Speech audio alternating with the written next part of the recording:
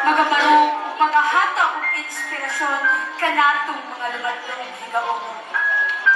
Daghang mga diskriminasyon nga akong nahibaluan ug hangtod karon nagpabiling sakit sa akong dughan.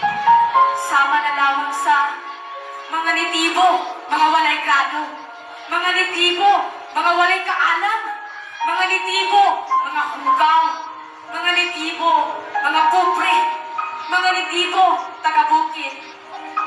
Mga sakit nga pinulungan apan ako kanang giatusan.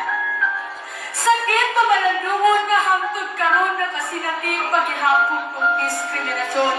Nga kanunay na akong ipasigarboy labi na sa mga lumadlong higaonon.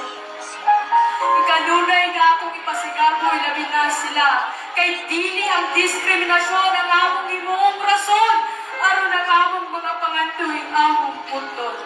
Hinuon ang diskriminasyon among himuong pundasyon aron kami mas mulikod.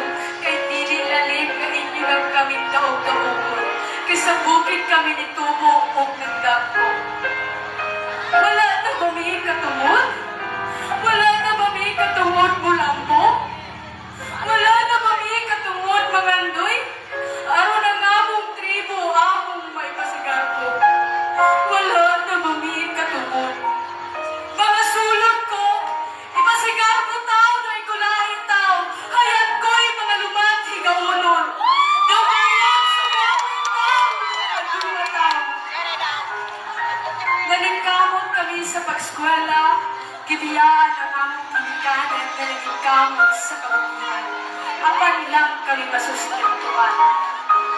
Ang among ginikanan nga inyong gitawag na walay nahibaluan, nagsakripisyo sila aron among mga pangandoy among matuman.